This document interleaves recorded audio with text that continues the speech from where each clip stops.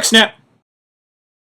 Thanks for checking out this Quick Snap. The purpose of any Quick Snap is what's on my mind, what can I share real quick, and three things on my mind. Number one, a little bit of vulnerability. I made a mistake, if you checked out the 1st and 10 Monday, about attacking the tight end side of formation with 21 personnel and Gun Veer Triple and compliments off that. I didn't talk about the H-back and what his assignment is on Gun Veer, which makes the Gun Veer Triple, makes the Veer Triple part, that play, that base play that we're trying to use, makes it way better. So I'm going to make sure I talk about that.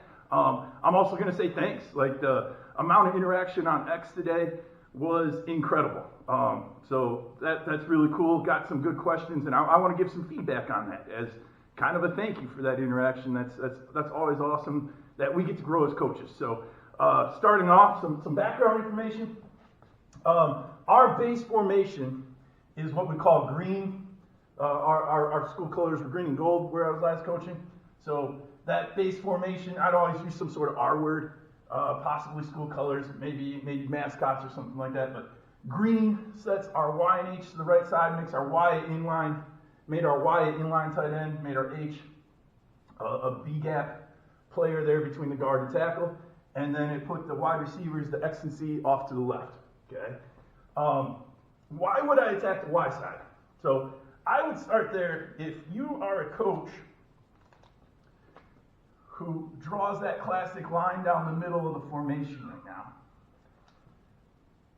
the offense has 4 full blockers plus the center and quarterback, which are halves, in my opinion.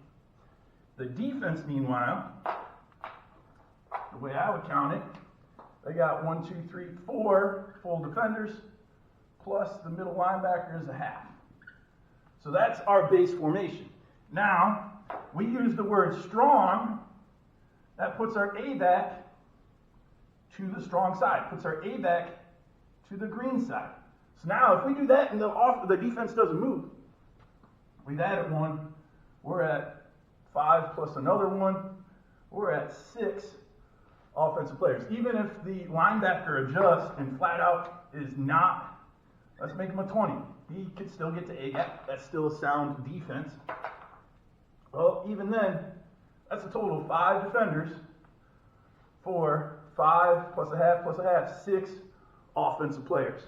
And then, if we bring the motion, the Zorro motion out of the Z, we'll talk about that just a little bit more when we go over the play and diagramming the whole thing correctly. Now, we're at 7.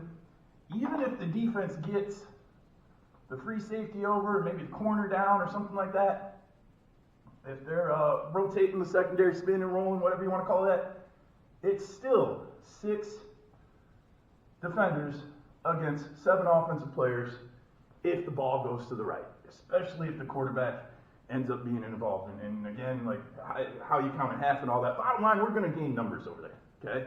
So that's why I would start by attacking the tight end side if they have somebody walked all the way out, at least head up on the Z receiver, okay? So now, a little bit more kind of terminology. The play for us, again, green, that sets the Y and H. Strong puts the A back to that side. Zorro is the motion. Key thing on the motion, and I'll talk about this in another video at some point, he wants to be really kind of like what a pistol alignment would be. I'd say at least 2 yards, probably 2.5 yards. Okay, with that motion depth. So a little bit of talking about the play and some of the details here. And then I did correctly diagram, all right, inside zone, we're all working. Step to left, block. Step to left, step to left, step to left, step to left. Offensive line, it's just classic inside zone left. Again, we're calling it veer right / dive right. Everyone's zoning to the left, though. That is our teaching point. Okay, that part, talked about that correctly. A-back, talked about him correctly, and the quarterback. And again, getting in that pitch relationship, that Zorro motion, nice and deep, so that way we can get a quick pitch if we need to. Backside X, probably a hitch route is what I would do. And now, play side. So we've got two things going on here. The Y has what we call a short arc. Okay? The guy right in front of him is the dive key. Dive key would be the first guy on or outside the tackle for us. And then the 90 technique is the pitch key. So the Y, take the easiest release, he's inside shaded. I'm going to short arc, and this is where this makes the play really good. It was good before. It's great when you have all 11 guys playing.